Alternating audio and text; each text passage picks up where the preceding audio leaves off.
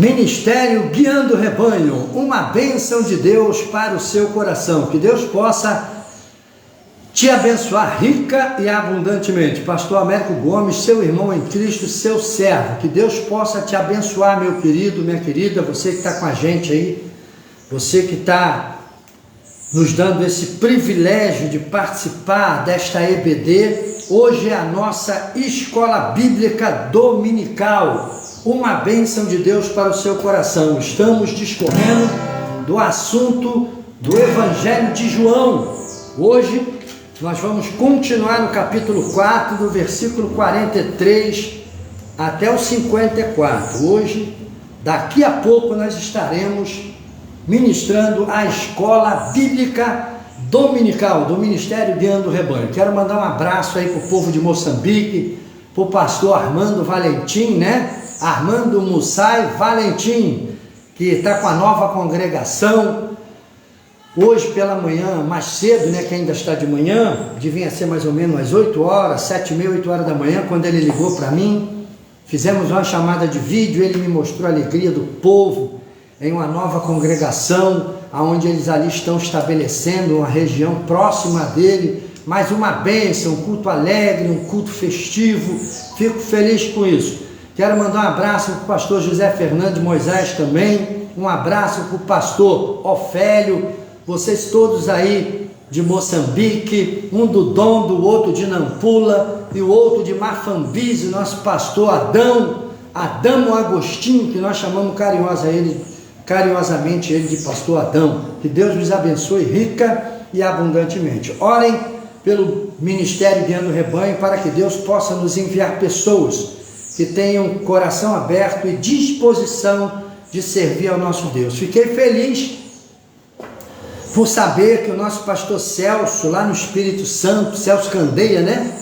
Ele também, é Celso Candeia o nome do teu irmão? É Celso Candeia. Está lá com um projeto também de missões. Eu acho que, se eu não me engano, foi em Nigéria, né? Acho que é um nigeriano. Agora eu não sei qual é o povo lá, não é moçambicano. Eu acho que é Nigéria. Está lá, vai estar com o pastor nigeriano lá pregando a palavra. Estão também comprometidos com missões.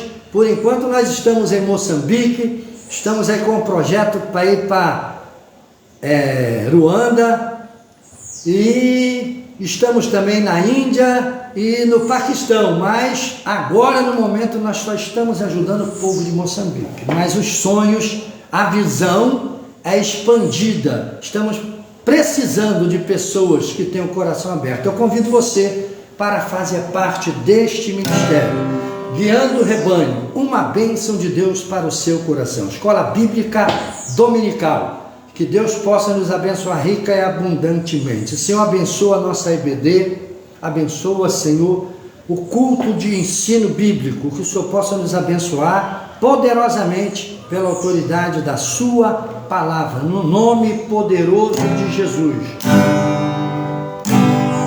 Os que confiam no Senhor, os montes de Sião, que não se abalam, mas permanecem para sempre.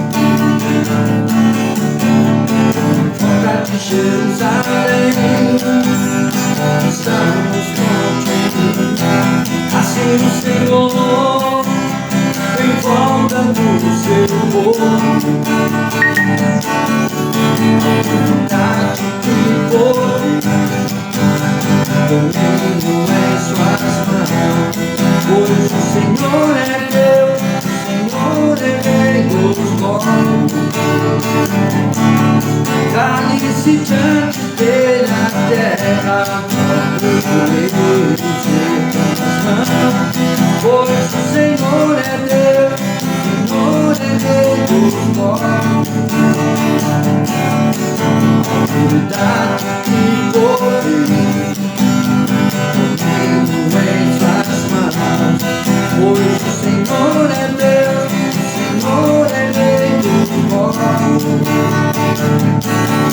Cale-se diante dele a terra, próprios poderes em suas mãos, pois o Senhor é Deus, o Senhor é Rei dos povos.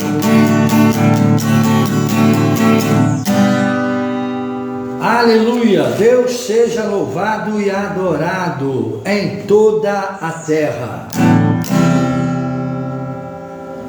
Como é precioso, irmão, estar bem junto a ti, e juntos lado a lado, andarmos com Jesus, expressarmos o amor que um dia Ele nos deu, pelo sangue do Calvário, sua cura todos amor. A aliança do Senhor eu tenho com você. Não existem mais barreiras em meu ser. Eu sou livre pra te amar, pra te aceitar e para te pedir, perdoa-me, irmã. Eu sou louco por você, o amor do nosso Pai. Somos um de Jesus. Eu sou louco por você, o amor do nosso Pai. Somos um.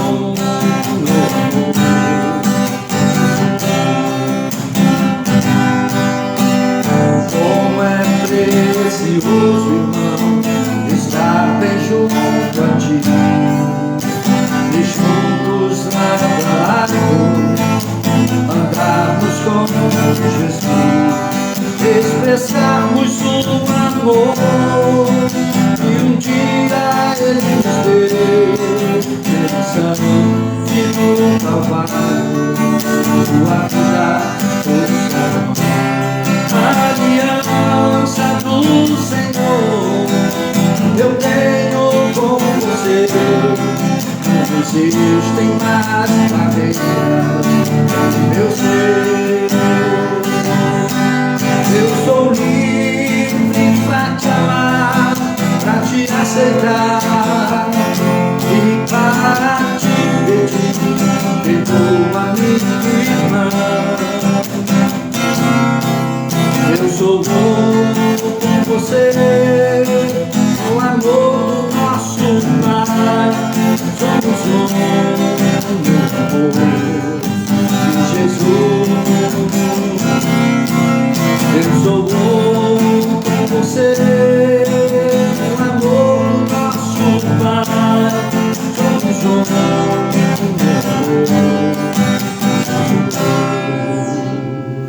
Aleluia! Deus, toda a honra, toda a glória e todo o louvor. Um abraço aí para o pastor Armênio que está nos assistindo. Aleluia!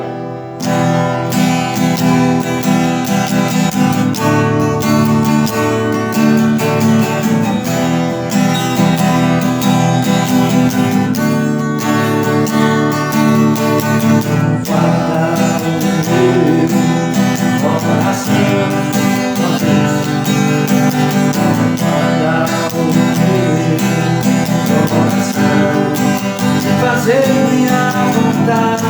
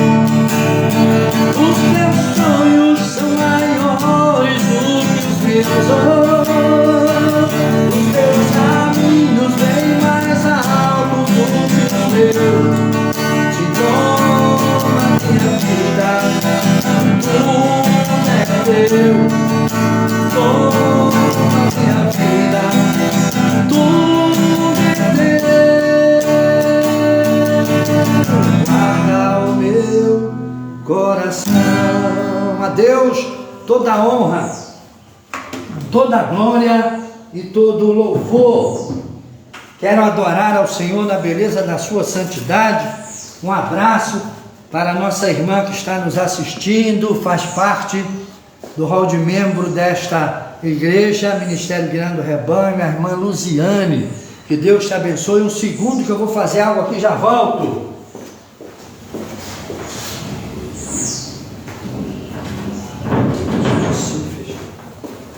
Aleluia! Glória seja dada ao nome do nosso Pai. Continuando, vamos aqui a EBD. Um grande abraço para você que está aí nos seguindo, nos assistindo. Você que vai ver esta live pelo Facebook, pelo YouTube. Eu convido você a se tornar parceiro do nosso ministério. Vou tentar fazer uma live mostrando o nosso trabalho, para que você veja as fotos, você veja os vídeos das construções das igrejas em Moçambique, que nós já estamos auxiliando, participando assiduamente da construção, da revitalização de outras igrejas ali em Moçambique. Nós já abençoamos ali o nosso pastor Armando Mussai Valentim, que colocou, melhorou a sua igreja, e pretendemos continuar ajudando ele.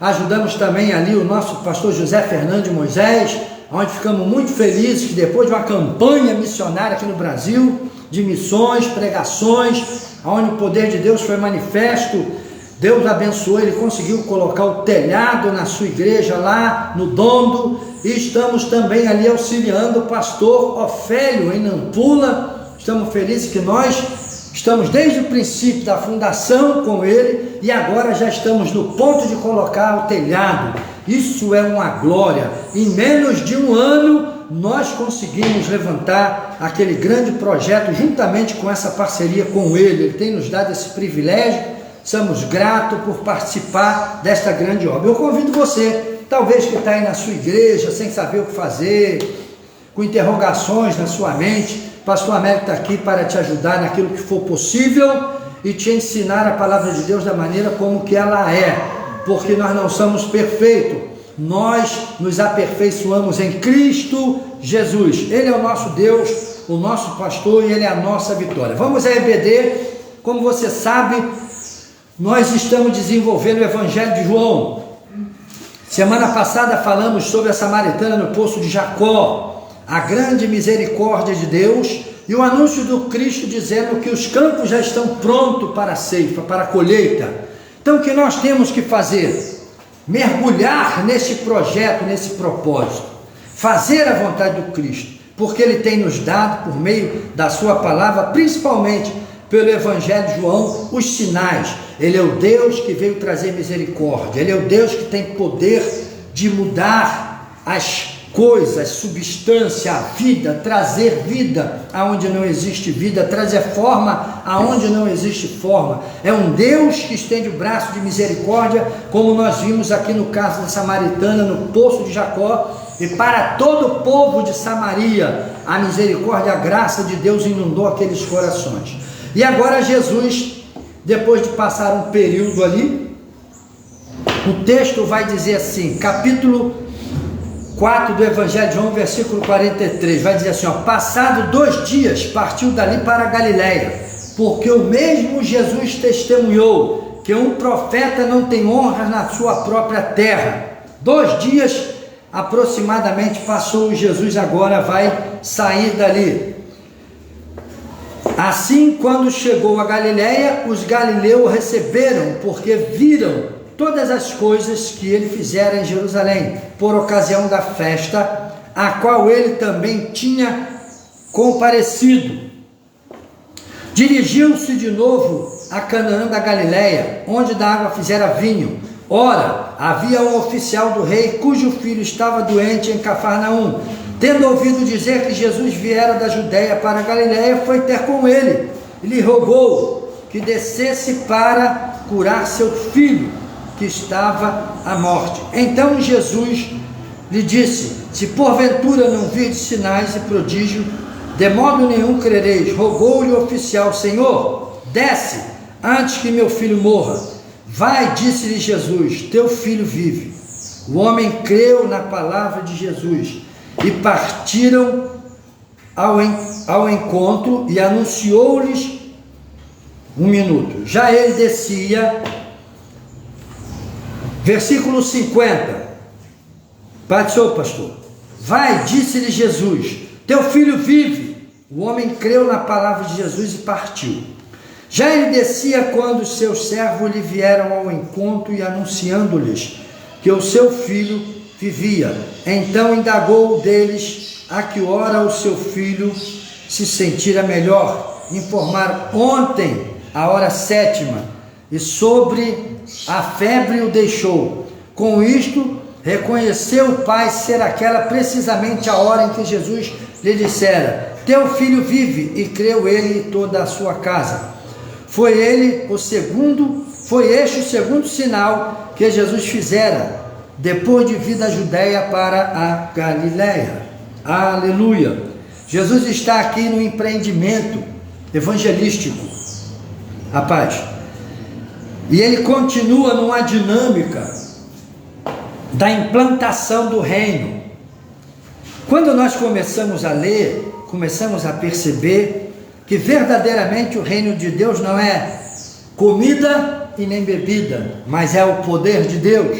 Jesus está lançando os fundamentos do seu projeto do Israel de Deus por meio de poder e autoridade. Jesus está quebrando as cadeias, como quebrou no poço de Jacó com a samaritana, quebrou as cadeias da indiferença social, racial e religiosa, para que ele pudesse invadir, entrar dentro da seara do inimigo e roubar-lhes as almas, tirar as almas, a força de suas mãos pela autoridade da palavra. É isso que o crente hoje tem que fazer.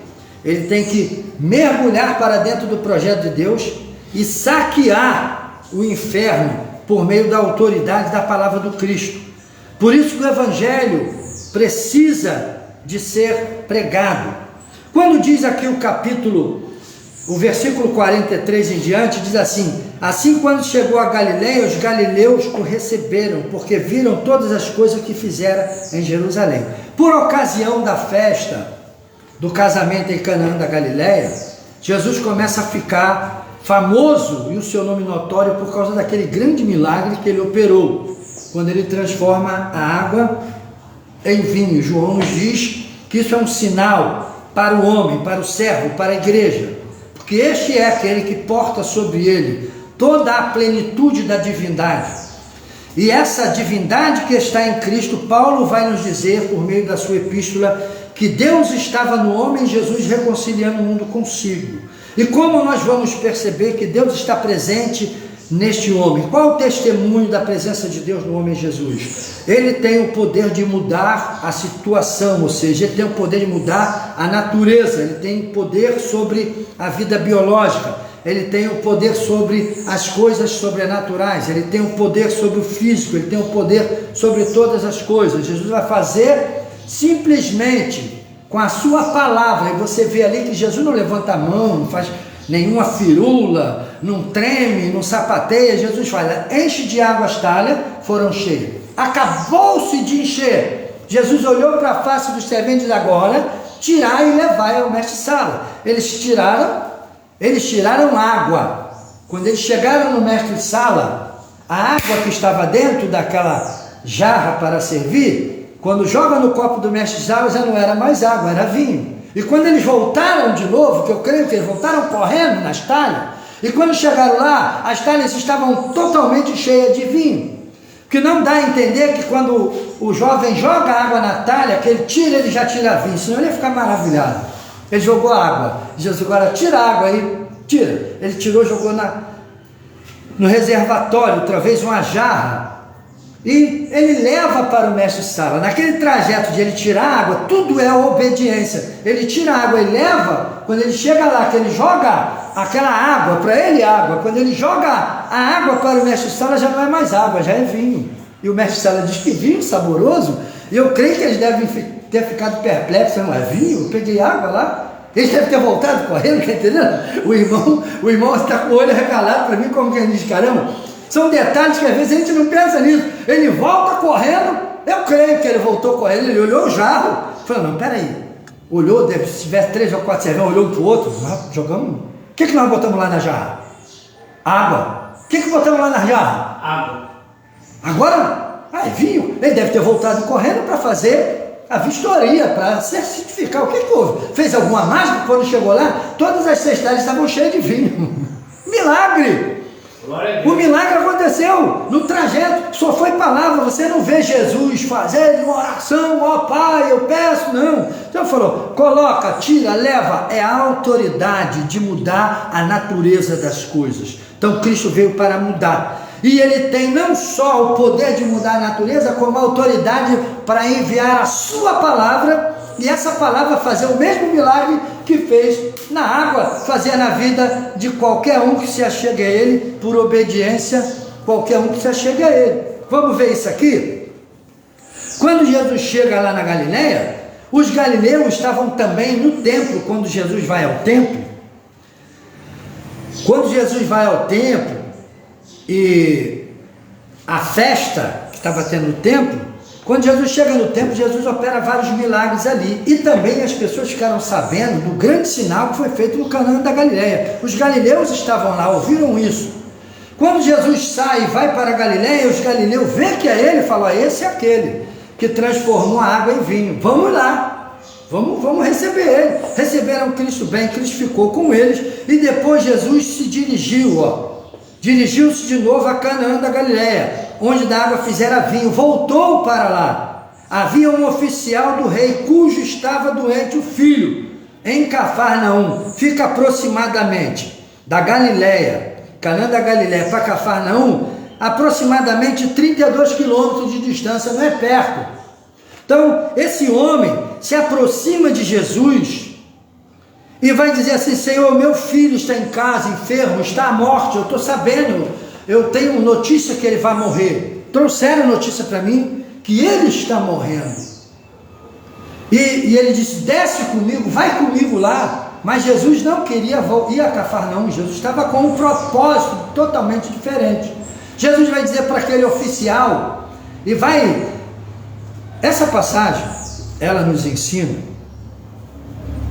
que este Cristo que se apresenta à humanidade, ele tem poder para todas as coisas, ele tem poder, todas as coisas.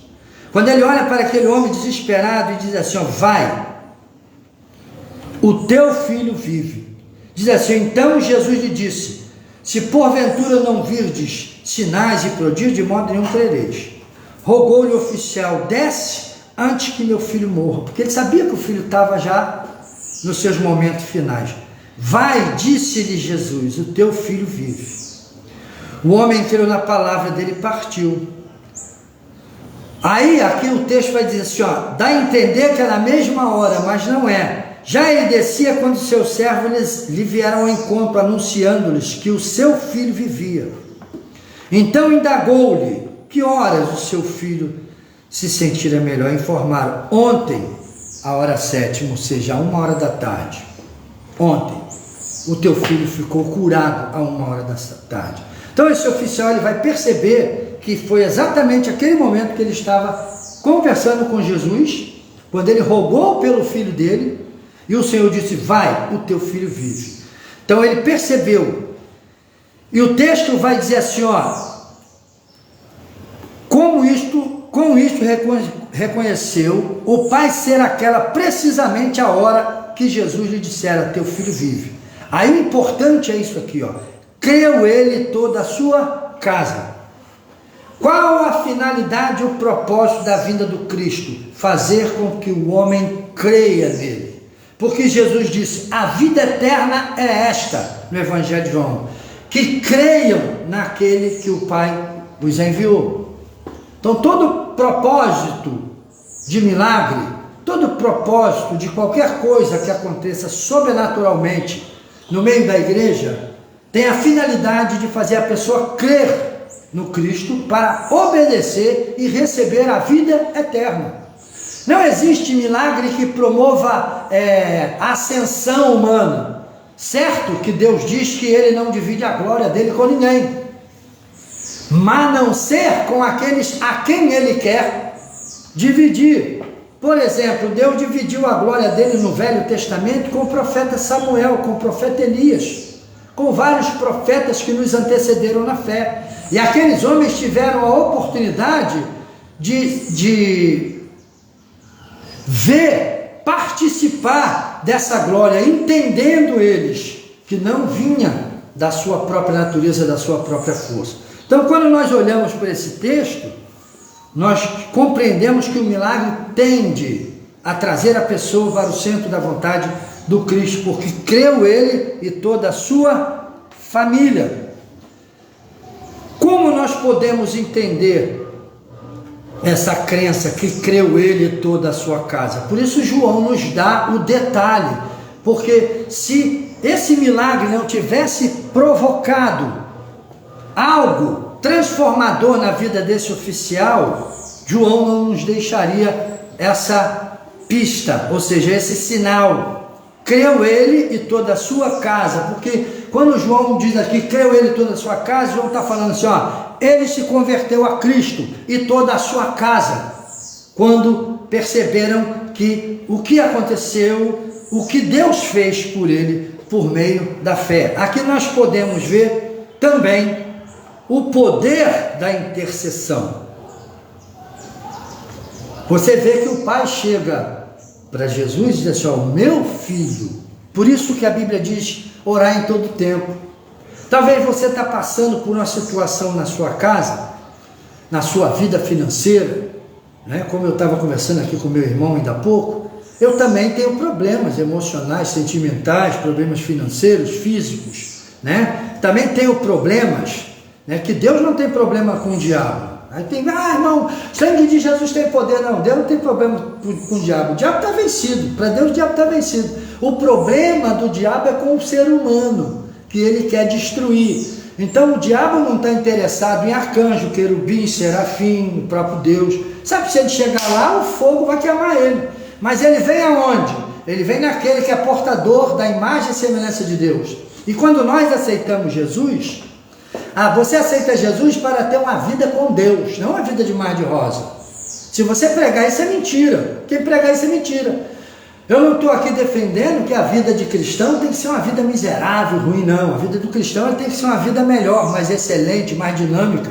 Porque o que Cristo nos ensina nos capacita a desfrutar a melhor da vida, melhor da riqueza.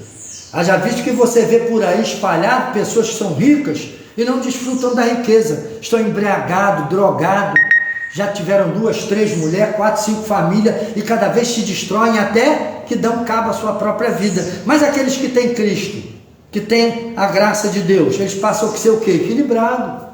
Eles não se metem em encrenca. Se você se mete em encrenca, um dia você vai acabar pagando o preço da encrenca que você se meteu. Então você vai adquirir sabedoria, conhecimento por meio da palavra de Deus. E entender que a salvação, ela nos é dada para operar em nós a santificação. Então quando João nos dá essa pista e creu ele toda a sua casa, significa que mesmo sendo aquele homem um romano, provavelmente, um oficial do rei, a salvação visitou o lar dele.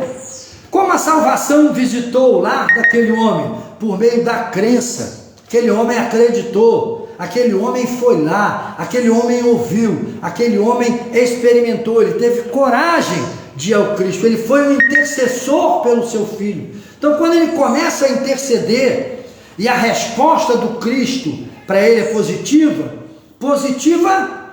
entre aspas, né? Porque Jesus falou assim, eu posso falar para qualquer um, em qualquer hora, em qualquer lugar. Vem, irmão, ora pelo meu filho, vai lá, o teu filho está curado. Eu posso falar isso, da boca para fora, e a pessoa chega lá, está do mesmo jeito. Para quê? Para me ter status social. Mas o interessante é que João, ele traz o detalhe. Jesus falou, vai, o teu filho vive. Era a hora 7, 1h da tarde.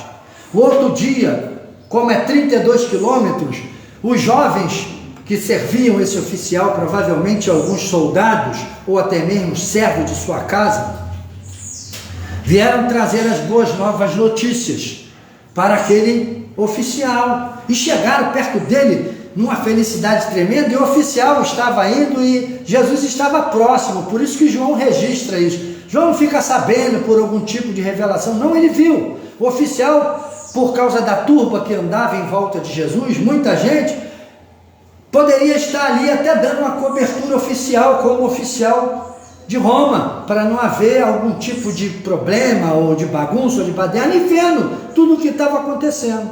Então, quando os jovens dão a notícia, provavelmente João estava vendo que ele escreve aquilo que ele viu e ouviu. Então, quando chega e fala, o teu filho está vivo. Ué, mas que hora? João está vendo. Aí o homem olha para Jesus e crê, ele e toda a sua casa. Por que creu ele e toda a sua casa? Provavelmente João teve o conhecimento daquilo que sucedeu na casa dele, porque João jamais deixaria aqui um sinal escrito desse, creu ele e toda a sua casa, se a casa do oficial estava a 32 quilômetros de distância. João teve conhecimento de fato, que aquele homem se colocou ao serviço do Senhor por meio da crença naquilo que Cristo operou, e provavelmente ele deve ter, creio eu, uma experiência sobrenatural como essa com Deus. Ele deve ter descido com certeza em obediência às águas do batismo e guardado a sua fé para no futuro próximo colher a vida eterna. Qual o propósito da vinda do Filho de Deus? Primeiro, transformar a vida do homem. Ele tem o poder da transformação. João nos dá sinais, é o milagre da transformação da água em vinho. Segundo lugar, Cristo está nos dando oportunidade de nos achegarmos a Ele, ainda que não sejamos diretamente parte da raiz de Israel, ainda que talvez você não seja uma pessoa diretamente da raiz de Abraão, você é uma pessoa ligada à raiz de Adão, porque sempre eu gosto de falar isso, para que as pessoas não criem um dogma religioso, né? E não enfie na sua cabeça fanatismo. Não existe pessoas privilegiadas para a salvação.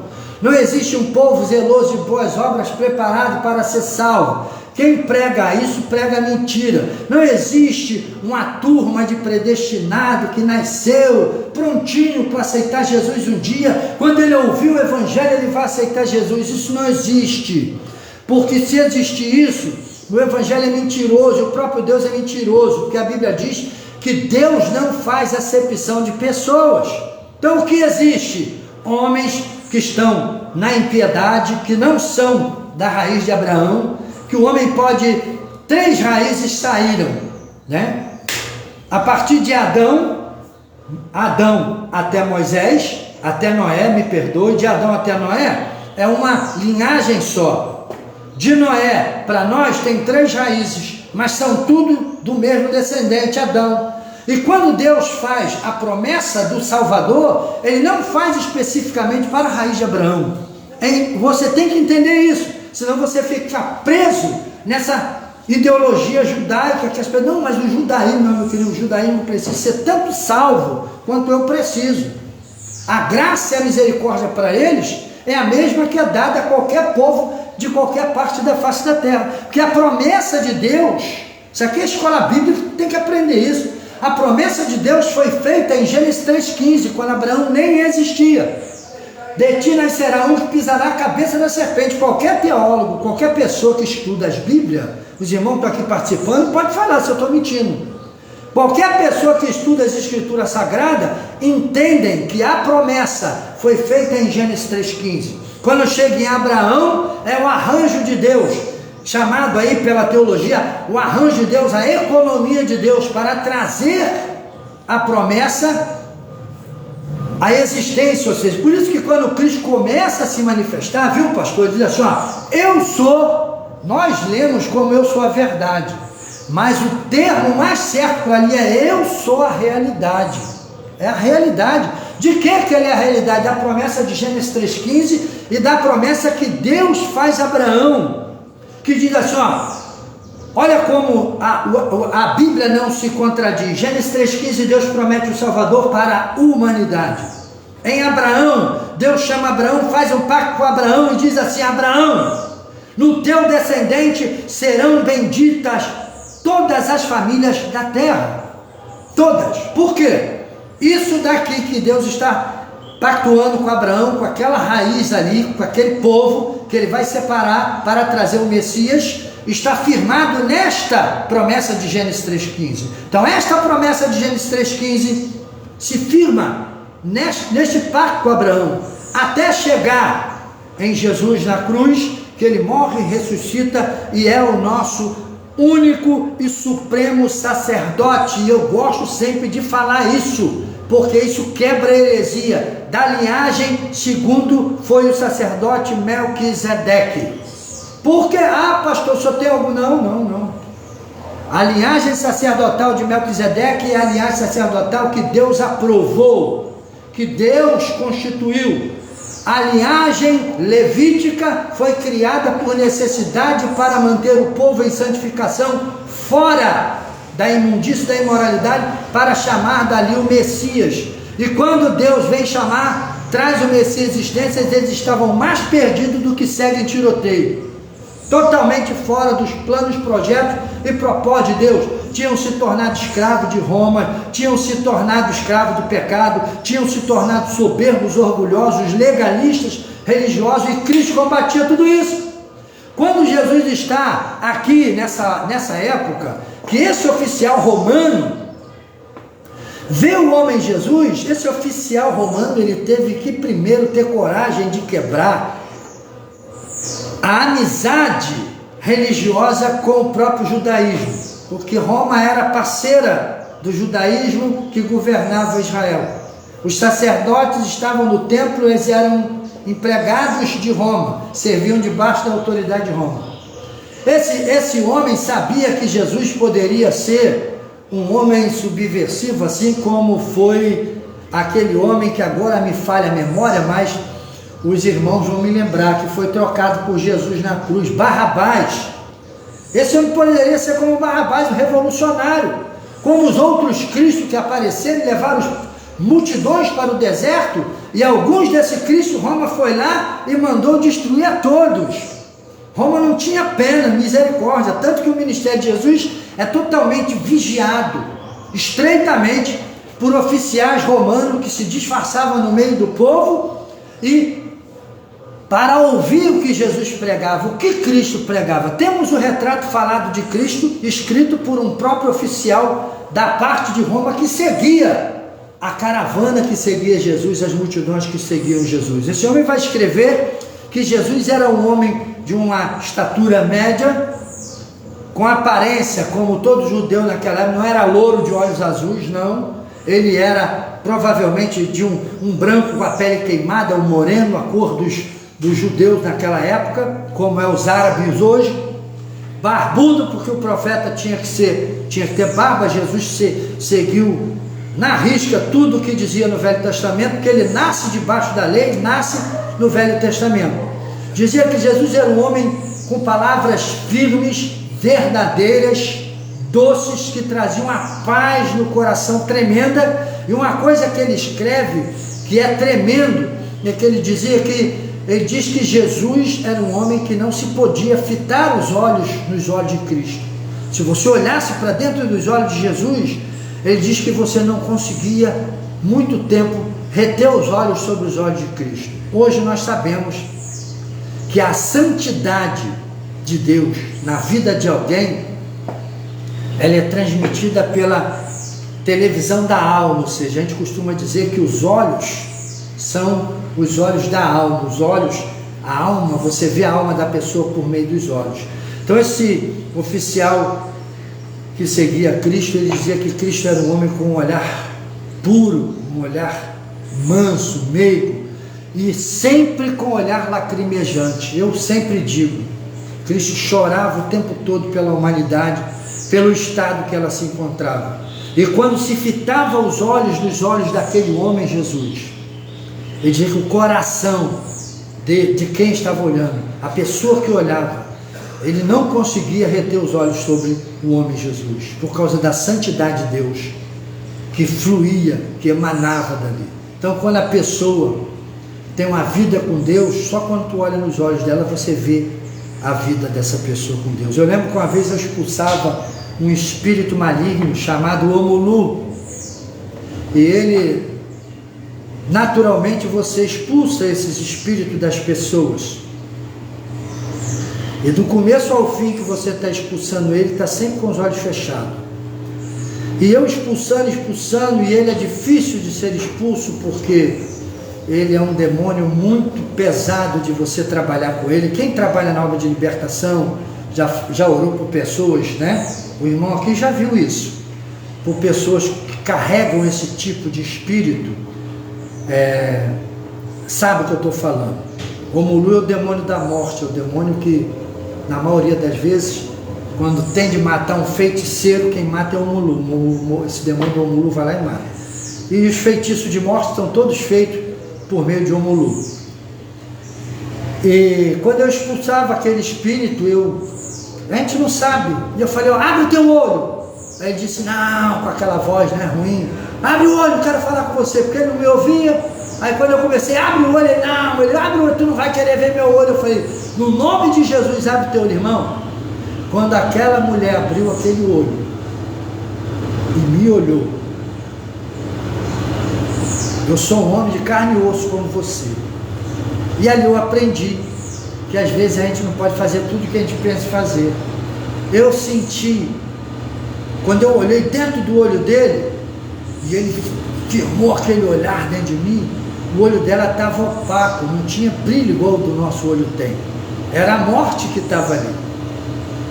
Perdeu, estava branco como se fosse uma cor sem brilho. O espírito da morte estava ali. Aquela pessoa estava no estado daquele espírito de morte, mas estava viva ali, sendo usada por ele. Quando eu olhei nos olhos daquela pessoa, irmão, lá dentro do meu homem interior, eu senti um frio. Foi um frio, de repente começou a vir um pavor, um medo, que eu fiquei olhando, mas eu continuei olhando. E eu falei assim, sangue de Jesus tem poder, rapaz, fecha os teus olhos agora, no nome de Jesus. E ele fechou os olhos, pá, fechou o olho, e ficou rindo, porque ele sabia o que ele tinha causado em mim. E eu fiquei quieto, falei nada, porque eu não vou dar glória para o diabo. Eu fiquei quieto, fechei os meus olhos e falei, Senhor, me dê força no meu homem interior, porque eu senti a morte, eu vi o que está ali dentro. Não, eu senti o que estava lá dentro. Então, quando eu tive conhecimento dessa carta falada da pessoa do Cristo, e foi até no seminário, professor de seminário que ensinou isso para a gente, e eu passei por essa experiência. O que as pessoas viam nos olhos de Cristo era a vida e a santidade de Deus. E ela toca lá dentro do nosso interior, ela mexe com a gente. E o que eu vi nos olhos daquela mulher, com aquele espírito, foi a morte, foi o mal, foi o diabo que estava ali, um ser totalmente ligado às potestades, os principados das trevas.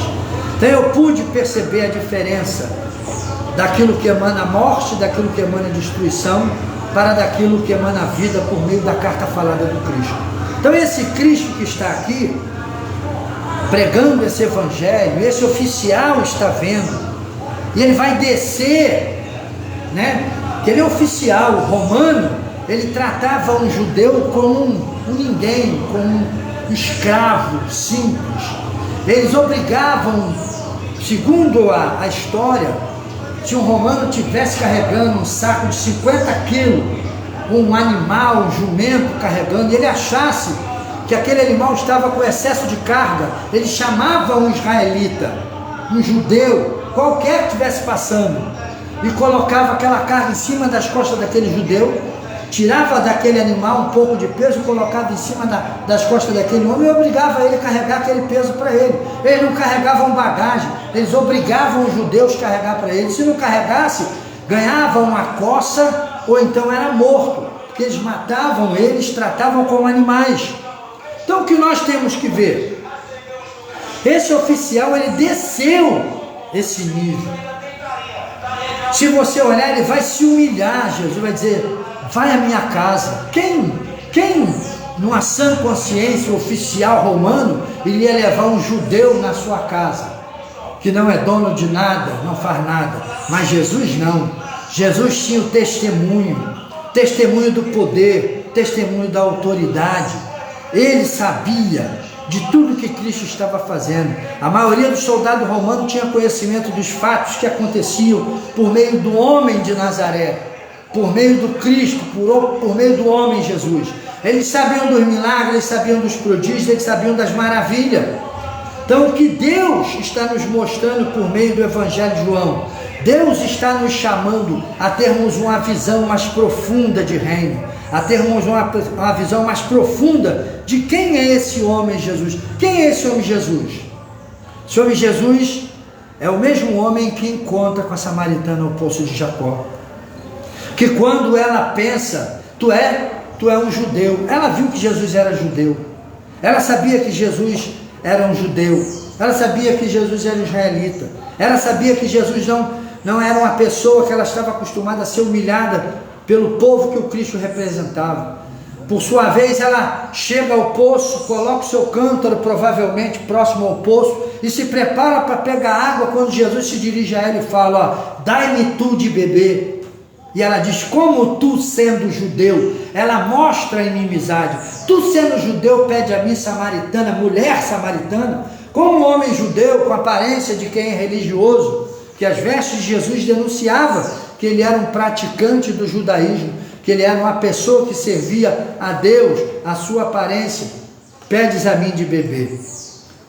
Cristo quebrava os paradigmas, o modelo humano da inimizade. Cristo quebrava aquilo que separava o homem.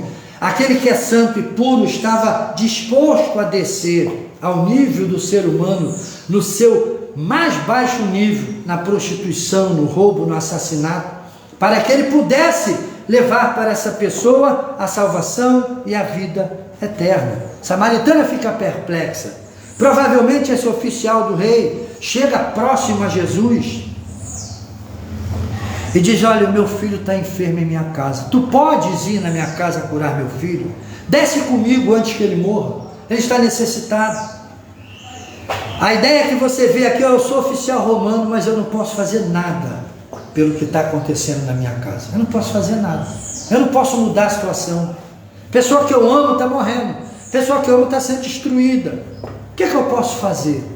Faça por mim aquilo que eu não posso fazer. Eu sou oficial romano, mas eu estou te pedindo, estou descendo aqui, estou saindo do meu altar, né, de poder, e muitas das vezes nós temos que descer na presença de Deus, para que Deus possa nos dar a palavra de ordem, vai, o teu filho vive.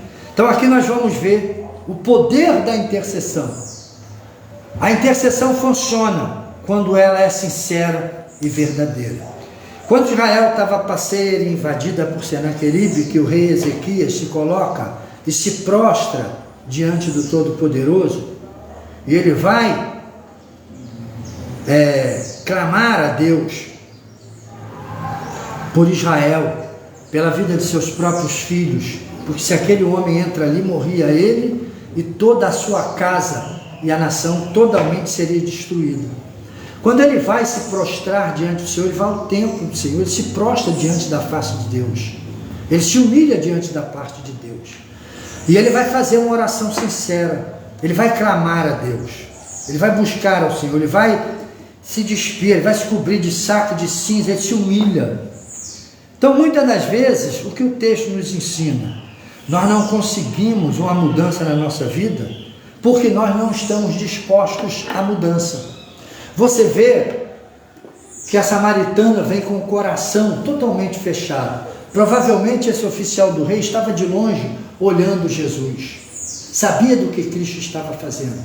Provavelmente ele estava ali ouvindo Jesus pregar uma mensagem que falava de paz e de vida eterna, ou provavelmente ele já havia visto Cristo operar sinais, já havia.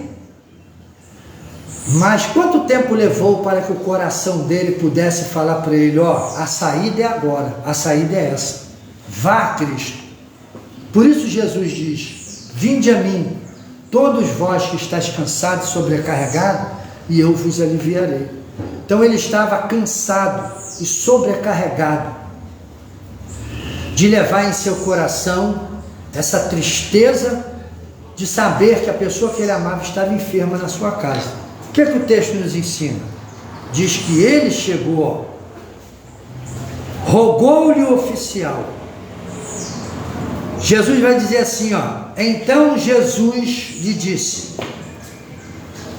Vamos começar aqui. Versículo 46 do capítulo 4 do Evangelho de João. Dirigiu-se de novo a Canaã da Galileia, onde da água fizera vinho. Ora, havia um oficial do rei, cujo filho estava doente em Cafarnaum, 32 quilômetros de distância.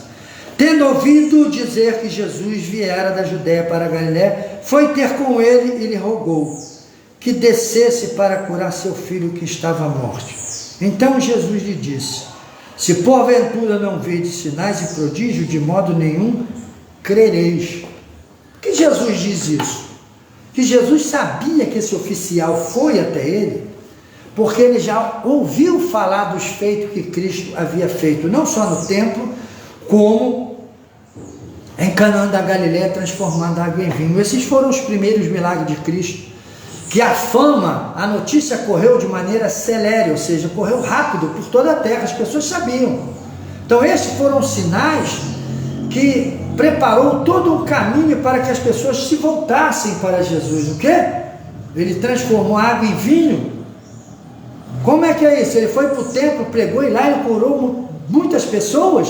Sim. Então as coisas começaram a mudar. Foi ele que passou em Samaria e fez grandes milagres, curando doentes de toda sorte de enfermidade, todo tipo de doença. Foi esse o mesmo. Ele está onde? Ele está aqui agora na Galileia. Ah, é? Então eu vou lá. Então Jesus, quando vê o oficial, Jesus vê que até mesmo os romanos, os gentios, aqueles que não tinham conhecimento profundo das realidades, das verdades do Deus de Israel, estavam se voltando para ele. Por que se voltavam para ele? Porque vinham atrás de milagres. O homem vem atrás de poder, o homem vem atrás de manifestação gloriosas e grandiosas, não entendendo que o maior milagre que pode acontecer na vida de um ser humano é o que aconteceu na vida desse oficial do rei, lá no versículo 53 do capítulo 4 do Evangelho de João. Com isto reconheceu o Pai ser aquela precisamente a hora que Jesus lhe dissera: teu filho vive.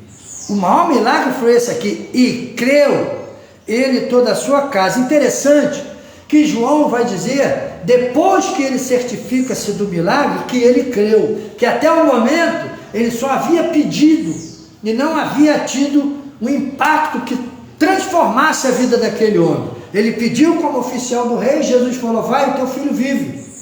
E ele simplesmente saiu e foi se ocupar dos seus afazeres. No outro dia, quando ele está se preparando provavelmente para ir ver o seu filho, já chega a turba trazendo as boas novas. Aí quando ele fica sabendo, ó, o filho está em casa, bom, perfeito, vim te trazer a boa nova, foi curado. Mas a que hora, onde? Que hora que ele foi curado? Foi ontem, a hora 7ª, a hora que Jesus estava conversando com ele e a hora que Jesus ordena a palavra de ordem. Então aquele homem percebe, aquele oficial, ele percebe que somente um Deus, somente quem tem domínio sobre a natureza, somente quem tem domínio do sobrenatural pode fazer isso. Um homem natural, eu não tenho poder para falar assim, ó, no nome de Jesus, irmão Antônio Xavier, que está lá nos Estados Unidos, seja curado agora. Eu não tenho esse domínio, eu não posso fazer isso. A minha palavra, ela só sai do meu ouvido e entra no meu ouvido e chega ao ouvido das pessoas que estão à minha volta aqui, no máximo a 30, 40 metros, que eu falo um pouco alto. Fora disso, ela não tem poder de fazer absolutamente nada. Igual eu já orei por pessoas, que eu já falei, com câncer. Já orei por pessoa com câncer terminal no cérebro, desenganado. A pessoa estava viva na minha frente me olhando, mas pelos médicos, pela medicina, ela estava desenganada. Estava vivendo os seus últimos momentos. E naquele dia eu fiz oração. Interessante que Deus não deixa a gente enganado. Eu olhava para o jovem, e ele me olhando assim, eu estava num púlpito orando, né? E ali Deus honrava o profeta, mas o púlpito não honrou o profeta, nunca honrou, mas Deus honrou o profeta. No caso, eu que estava orando ali. Eu olhei para o jovem, Deus falou comigo, do meu coração, estou curando. Eu não esqueci da face daquele jovem. Quando ele deu o testemunho, o senhor não sabe, mas eu vou dizer para o senhor. Aquele dia que eu estava te olhando lá, o senhor lembra? Eu falei, lembro. Não só ele, como mais 2 pessoas, que Deus falou que estava curando e curou todos eles. O senhor lembra que eu estava te olhando na face? Eu falei, lembro. Ele estava logo na frente assim, eu estava assim, o púlpito assim, era um púlpito grande de acrílico, e eu ali orando, e ele embaixo de mim, me olhando assim, ó, o púlpito lá é alto, tem 1,50 m de altura quase, e eu olhava para a face do jovem, olhava para outra irmã, e olhava para outra pessoa que fazia parte no grupo também, que eu trabalhava no culto que nós trabalhávamos, e Deus curou ela, e conforme eu comecei a orar e olhar, Deus está falando, estou curando, estou curando, estou curando, estou curando. Deus curou várias pessoas ali naquele dia, e uma delas foi esse jovem, que ele dá um culto de ação de graça, manda me convidar, eu saio do local de onde eu estou aqui, alguém vem me pegar de carro aqui, porque ele me convidou, o parente dele vem me pegar, andei acho que 35 ou 40 quilômetros de distância, daqui na Barra deve ter isso, né? 35 a 40 quilômetros, até onde eu fui, um condomínio de luxo. Cheguei lá, um culto de ação de graça, fiquei olhando, eu vi ele, conheci ele, fiquei quieto, só não sabia o que tinha acontecido. Aí ele dá o testemunho na frente de todo mundo, aquele dia que eu estava olhando para o senhor, ele falou, tenho todas as chapas, as ressonâncias magnéticas aqui na minha cabeça. Meu pai estava pagando os melhores hospitais aqui no Rio de Janeiro, meu pai é um alto funcionário, se eu não me engano é Petrobras, de alguma coisa assim, ganhava muito bem, meu pai estava cuidando de mim, mas o médico já tinha me desenganado, e o meu tio disse que tinha lá uma oração poderosa, né, que era meu aluno da EBD, e Deus o tenha na sua glória, um homem fiel, e ele falou, meu tio me convidou e eu fui no culto, e naquele dia que o senhor estava orando, naquele dia Deus me curou, do câncer, em fase terminal no meu cérebro, não tinha mais o que ser feito. Então, o poder da intercessão é esse. A Bíblia diz que Deus procura um que se coloque na brecha, para por meio desse que se coloca na brecha, ele liberar o poder dele. Ali eu estava orando, foi uma época que eu estava assim, buscando ao Senhor, mas envolvido nesse tipo de trabalho, que na realidade, vou falar não por vaidade, a vida de quem serve a Jesus de verdade já é uma vida consagrada. Consagrar significa se separar. Eu não vivo aí na prática da prostituição, da mentira, da covardia. Eu sei que o diabo tenta me arrastar de qualquer jeito para esse lado aí, mas eu sempre falo para ele, como já disse e vou dizer aqui agora, eu já fiz a minha escolha. Eu não estou com vontade de ser prostituta, adúltero não. Tenho disposição de fazer tudo de erro, porque eu vim do erro, mas eu não quero isso para mim, eu quero uma vida com Deus, e sempre tive a vida com Deus. Naquele dia que eu me coloquei na brecha, não só Deus curou, como Ele estava falando para mim que estava curando. Como tem certos milagres que às vezes eu evito falar, que eu gosto que as pessoas enxerguem e vejam, eu não gosto de ficar me promovendo com aquilo que não me pertence. Já teve situações de eu estar em culto, de eu encostar na pessoa, perto, assim ó, eu chegar perto, olhar para a pessoa e falar, em nome de Jesus, seja curado, e a pessoa ficar curada, mas ele nem sabe que foi eu que fui lá e falei em nome de Jesus, para a pessoa ficar assim. E aí, como é que fica isso? É Deus falou para mim, vai lá e manda a palavra profética lá, que eu vou fazer maravilha lá. Já fiz isso. Ah, pastor Américo, meu querido, não vem para cá com seus achismos não, que eu estou falando aqui é de fato, é de vida vivida, algo que acontece comigo. Ah, pronto, acabou. Estava trabalhando uma vez, vou dar um testemunho rápido aqui para tu ver o que é o poder da oração. Nessa época eu estava envolvido em oração, então eu fui trabalhar aqui na nossa rodoviária, que aqui perto da gente tem uma rodoviária secundária, não a primária é na Novo Rio, lá no centro do Rio de Janeiro. Tem uma secundária aqui, da onde saem alguns ônibus, né, locais, municipais, e eu estava lá fazendo um serviço, né, prestava serviço no açougue, e eu estava consertando o expositor, que estava vazio, sem nada, que estava ruim, eu estava lá consertando. Eu consertando, e de repente, quando eu estou dentro do expositor, assim, mexendo numa válvula e tal, aí tinha uma senhora grande me olhando, com o olho arregalado, né? Aí ela me olhando, aí ela começou a gritar muito, gritar alto mesmo dentro da rodoviária, mas gritar, os gritar, aí começou a falar, ele. Aí o dono do açougue veio, você conhece essa mulher? Eu falei assim, não conheço não, mas eu sei o que está acontecendo.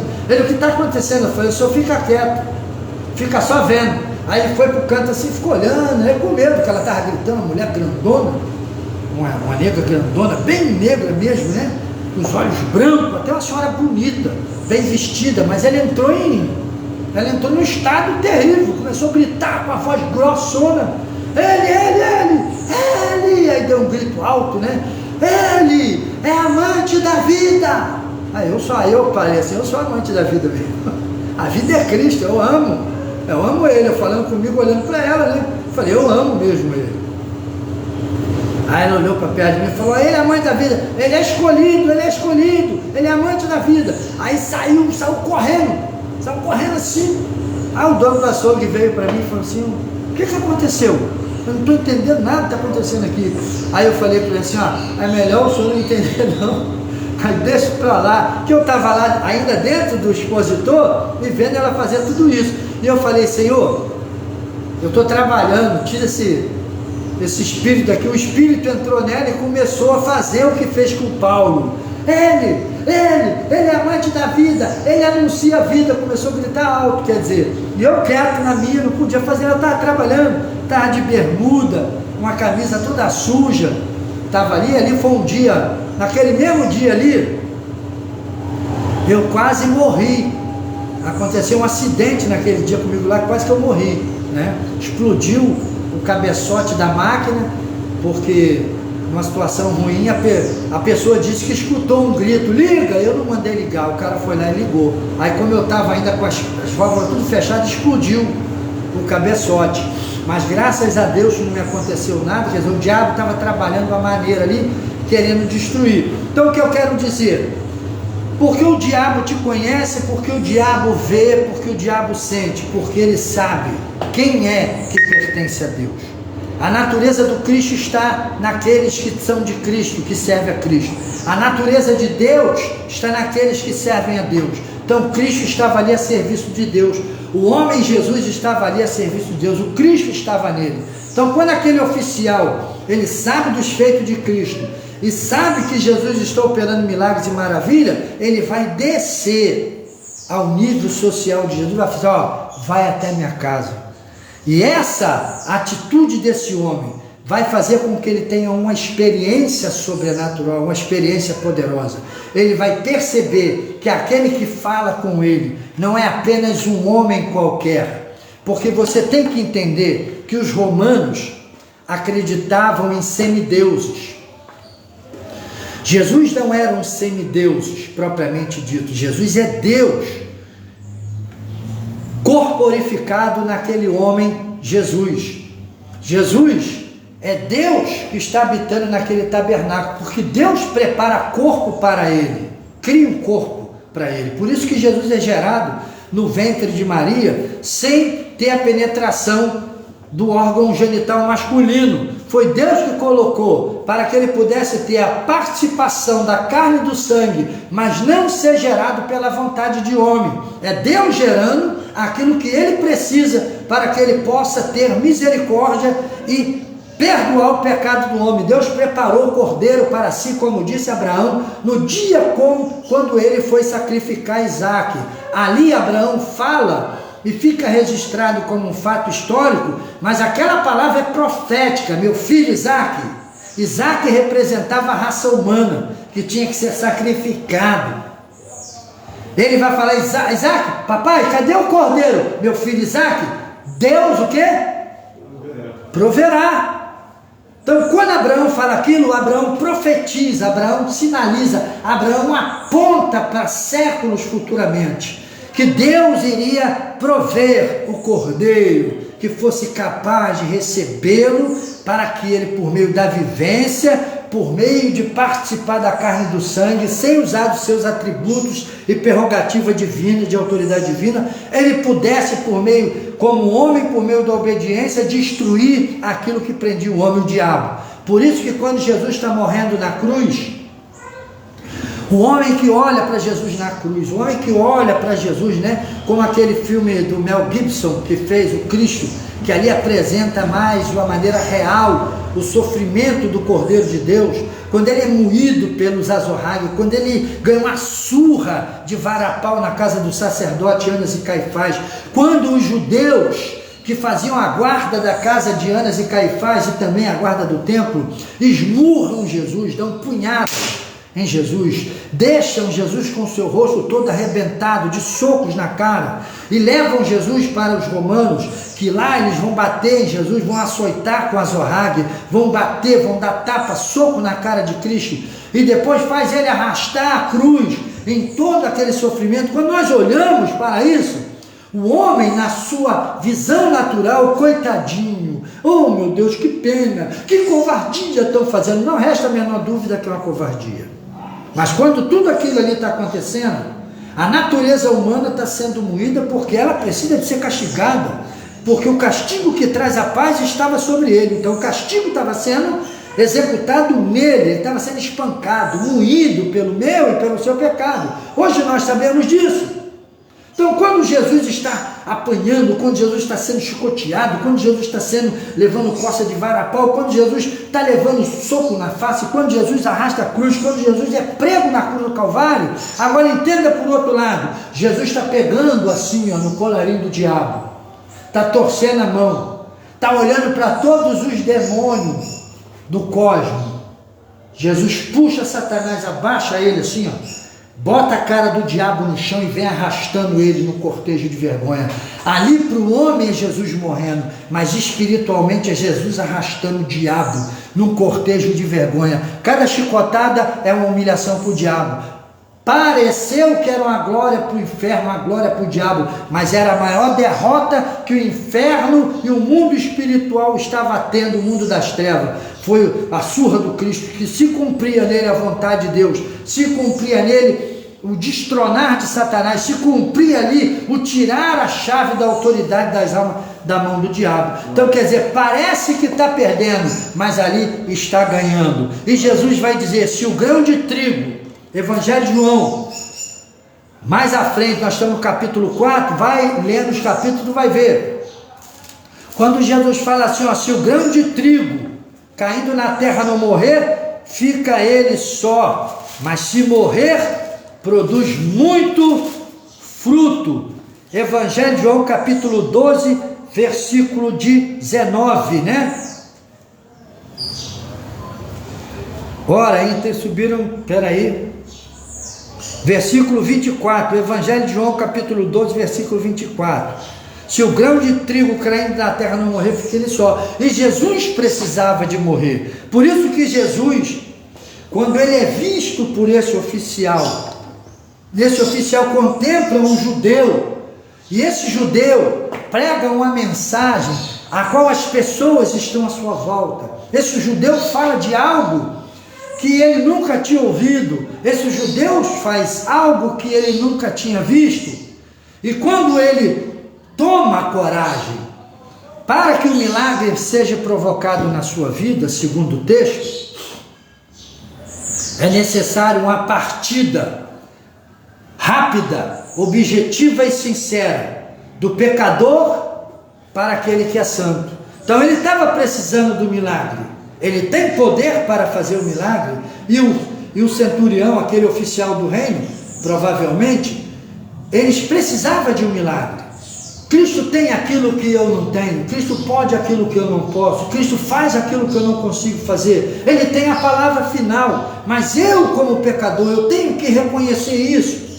O filho daquele homem estava morrendo na casa dele. Talvez os teus sonhos, a gente vê o sonho das pessoas morrendo, a gente vê casamentos morrendo, a gente vê filhos morrendo, a gente vê famílias sendo destruídas, a gente vê pessoas vivas mas mortas, andando na rua cheio de ódio, cheio de malícia, cheio de covardia, cheio do domínio de Satanás e de toda sorte de podridão e de maus pensamentos e sentimentos contra seu próximo, a própria vida e a ele mesmo. E quem se ama não pratica o mal, não pratica o pecado. Então nós estamos vendo hoje os valores totalmente distorcidos, mudados e andando contra a pessoa, não a favor da pessoa. Quando você toma uma atitude verdadeira, aquilo que é verdadeiro acontece na sua vida. Quando você vê, eu sou oficial, esse é só um judeu que ainda está querendo dar uma de pregador, está querendo dar. Teve outros cristos antes desses, os oficiais romanos sabiam disso. Há uns anos atrás, antes de Jesus se manifestar, teve uns 2 cristos que apareceu lá dizendo que era Cristo, e levou o povo para o deserto. Chegou no deserto, Roma enviou uma tropa de soldados lá e matou todo mundo lá. e já estavam acostumados a aparecer os cristos profetas, que se diziam ser messiânicos. A coisa estava fervendo, por isso que a Bíblia diz que Jesus veio na plenitude dos tempos. Então, quando esse soldado romano, esse oficial romano, ele contempla e vê Jesus, isso é uma palavra para o nosso coração, para você hoje. Você não está vendo o evangelho ser pregado? Você não está vendo aí também, como naquela época, muita gente dizendo que está pregando em nome do Cristo, mas só está querendo isso? Você não está vendo aí os escândalos, as coisas acontecendo? Pessoas que se apresentam como homem de Deus, mas daqui a pouco estão investindo na política e se esquecem da igreja de Deus. Tem muitos pastores hoje que estão entrando para a política, né? Já se tornaram aí, né? Primeiros, ministros, deputados federais, estaduais. Onde eles estão? Maçonaria.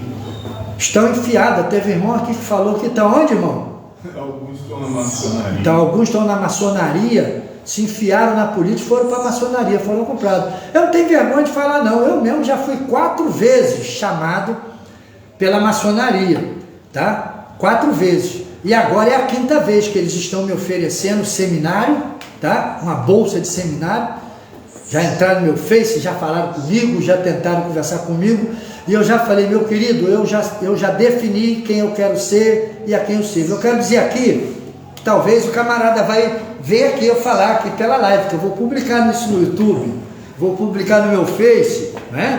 Quero dizer aqui para você entender, eu já sou formado em teologia, eu cursei teologia 2 vezes, fiz a teologia pentecostal na Assembleia de Deus, na época me formei em 1997, em 2007 eu me formei de novo num seminário teológico batista, então eu tenho 2 seminários, e em 1999 mais ou menos, se eu não me engano, 1998, 99, eu me formei num seminário também de 1 ano e 6 meses, de superintendência de escola bíblica dominical, e fora outro seminário que eu fiz. Eu já estou formado em seminário, não preciso de me formar para ter um canudo acadêmico, mas o nosso seminário é reconhecido mundialmente, eu não quero, entendeu? Para mim fazer um seminário, onde para mim fazer eu tenho que estar, me prostrar, fazer parte da loja maçônica, eu não quero, eu já falei, eu já até visitei a loja maçônica.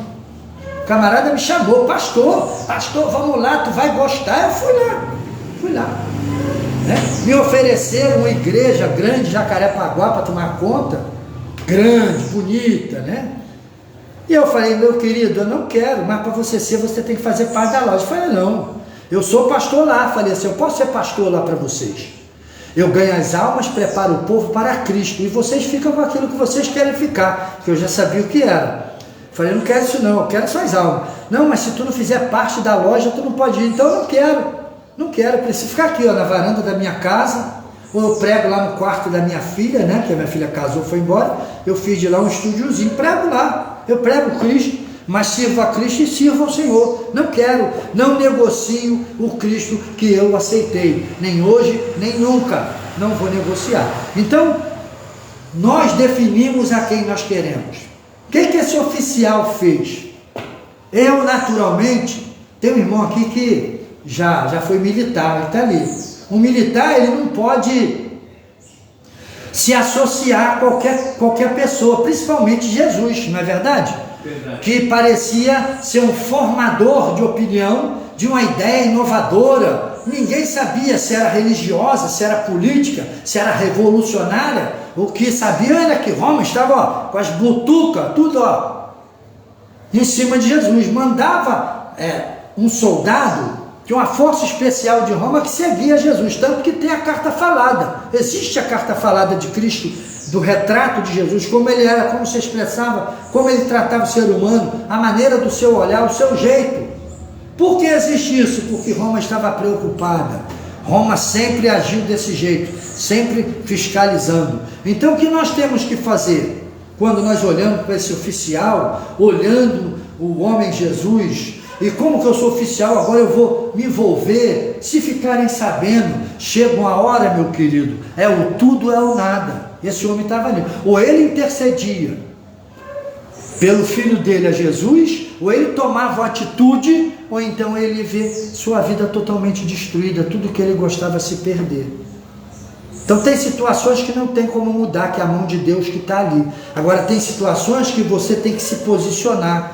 Talvez aquele homem olhou para a sua patente, para a sua posição social, falou, mas eu vou ter que ir lá, se eu for lá, eu vou descer o meu nível, se eu for lá as pessoas vão me ver. Ele desceu, ele larga tudo, ele vai lá e fala, Senhor, o meu filho está enfermo. Ó, ele está sabendo que Jesus está operando milagre? Eu queria que o Senhor fosse comigo até a minha casa. Ele usa de uma autoridade, desce comigo. Ele fala, Senhor, tu pode ir comigo lá por gentileza? Por favor, orar pelo meu filho, por infinita misericórdia. Se você olhar, ele vai dizer assim, ó, vamos ver aqui. Vamos pegar aqui. O homem, tendo ouvido, ó, versículo 47 do capítulo 4 do Evangelho de João, para nós terminarmos. Tendo ouvido dizer que Jesus viera da Judéia para a Galiléia, foi ter com ele e lhe rogou que descesse para curar seu filho que estava à morte. Então Jesus lhe disse, né? Ele falou assim, Senhor, por favor, desce comigo, desce. A ideia aqui, quando João diz rogou, quer dizer, Senhor, desce comigo, vai comigo até Cafarnaum, eu sou oficial, eu tenho essa autoridade. A ideia de Jesus não era ir para Cafarnaum, era manter o seu caminho. Aí Jesus vai falar assim, olha, Jesus deve ter falado assim, olha, o oficial olhou para ele, o teu filho vive, pode ir.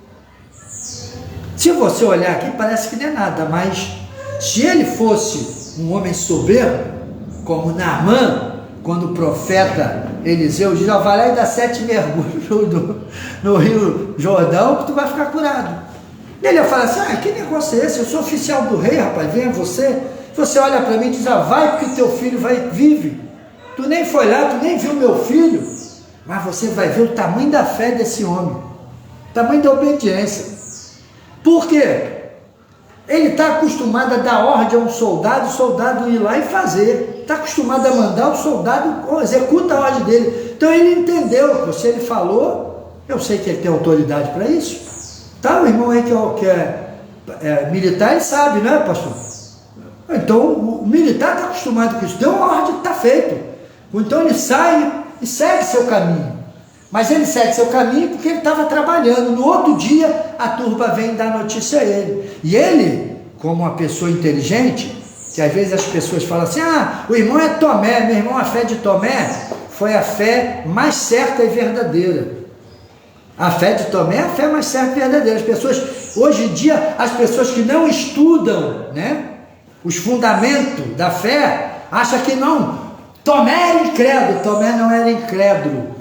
Tomé queria se certificar. Qualquer milagre precisa de ser certificado. Como é que eu vou falar que eu orei e Deus curou a pessoa de câncer, se a pessoa não tem o exame, não tem nada? É o que está acontecendo aí. Eu estava com a dor que era câncer. A pessoa bota a doença nele, o irmão ora lá, para a dor, diz que está com câncer. Não, tem que ser igual a mulher que eu orei, que o marido era oficial do exército, desse tamanho, um negão grandão, bem vestido, bem arrumado, era uma senhora escura também, grande, e quando eu fui orar pelaquela mulher, eu cheguei lá, porque Deus mandou sair do meu trabalho lá, e a minha esposa está aí, ela sabe disso. Eu entrei no meu carro, estava todo sujo, de bermuda, de camiseta, todo sujo de graxa, porque eu trabalhava mexendo em roda de carros pesados, e eu chego lá, ele me olha todo sujo, ele fez pouco caso de mim. Eu vi que ele me olhou e torçou a cara para o outro lado, assim, né? Aqueles irmãos que santidade é roupa comprida. Eu vi quando eu cheguei, ele torceu a cara para o lado, assim, ó. Não quis nem olhar para mim. Eu entrei ali, então Deus confunde o soberbo.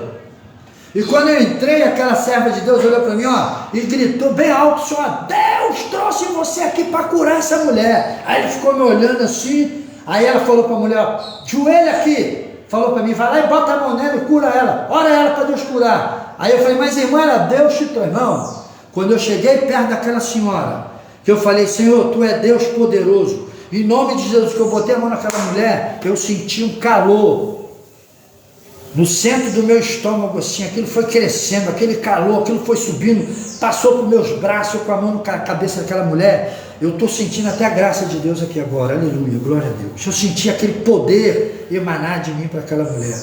Quando eu acabei de orar, aquela mulher estava com a mão na barriga assim, ela começou a apertar a barriga. Ela botou a mão no chão, ela levantou, olhou para o marido dela e começou a gritar assim: eu estou curada, começou a pular e falar em língua, que ela era pentecostal, né? Ela era da Assembleia de Deus. Ela começou a pular, glorificar a Deus. E a irmã, glória, a irmã que dirigia o trabalho lá, que era na casa dela, começou a glorificar também. Eu olhei e falei: Senhor, o que eu faço? Deus falou para mim: vira a tua face e vai embora daqui. Aí eu virei a face, estava saindo, a irmã me segurou: não, vai embora não. Eu falei: irmã, Deus mandou embora. Ela: então vai, servo de Deus, com Deus. Saí assim, o homem veio correndo: não vai agora não, por favor. Foi lá, me segurou, me chamou, eu estava saindo na porta assim, ele me chamou: vem aqui porque eu quero pedir perdão. Aí falou: quando tu entrou aqui, eu virei a cara para você, o irmão me perdoa. Eu vi que ele virou a cara para mim. E quando ele fez assim, eu entrei assim, ele torceu a cara, que ele me viu de todo sujo, bermuda, camiseta. Aquilo ali, Deus fez um milagre para quebrar o orgulho daquele homem. Que ele falou: nunca mais eu vou julgar ninguém pela aparência. Tu és servo de Deus, tu és ungido de Deus. Aí Deus tomou a irmã na palavra profética e profetizou para ele e para mim, falou: ó, tu é meu servo, eu te trouxe aqui, tu me ouviu quando eu te chamei, tu veio aqui para fazer este sinal, para que o meu servo, aí falou para ele, para que o meu servo soubesse que eu uso o que eu quero, como quero e da maneira que quero. Ajoelha tu e pede perdão. Ele voou na hora, chorando, gritando: Deus me perdoe. E aqui foi algo tremendo. Ele joelhou, orou, e a irmã ainda mandou orar por ele para pedir perdão, misericórdia para ele. Eu falei: Senhor, perdoa o teu servo, toma o teu servo, tua irmã, abençoa o teu filho, no nome de Jesus, amém. Eu falei: irmão, tem aqui que eu estou trabalhando. Ela: vai, servo de Deus. Fui embora e eu vi um milagre acontecer. Um câncer do tamanho de um abacate grande, que eu vi aquela ponta na barriga da mulher. Deus operou um milagre instantaneamente ali. Por quê? Deus, quando quer, Ele faz. Então, quer uma mudança radical, quer algo tremendo na sua vida? Conselho do pastor Américo: interceda pelos que tu ama, porque a intercessão tem resposta quando ela é positiva, quando ela faz você descer do seu orgulho, quando você reconhece o seu erro, o seu pecado, a sua pequenez. Deus opera poderosamente na sua vida, para a salvação da sua casa, para a salvação do seu povo, daqueles que você ama. Então, o que o texto de João está nos ensinando? A intercessão do justo tem efeito poderoso na vida daqueles a quem ele direciona a sua oração. Então, interceda, busca. O texto nos ensina que nós temos que descer dos nossos palanques, ou seja, dos nossos, dos pódios que nós, não, eu não vou descer, não, meu irmão, desce em obediência a Deus, porque para os humilhados Deus os exaltará, para os soberbos Deus irá os abater. Que o texto nos ensina: não seja religioso, não defenda partido, não defenda texto religioso, título religioso de igreja, defenda o evangelho da nossa salvação. Que o texto nos ensina: não é a autoridade de homem que provoca milagre. Ele poderia ser um oficial de Roma, mas não tinha poder para livrar o seu filho da morte. Mas aquele que tem poder para livrar o homem da morte, o corpo da cova e a alma e o espírito do inferno, ele te convida: creia, porque ele é Deus, é poderoso para nos dar poderosa salvação. E eu vou encerrar com a leitura deste versículo do capítulo 4 do Evangelho de João, versículo 53. Porque aqui está o âmago do assunto, ou seja, o cerne, o ponto máximo. Porque Cristo opera o milagre. Todo milagre operado, ele tende a levar você a uma conversão genuína, a salvação da sua alma, a uma transformação de vida.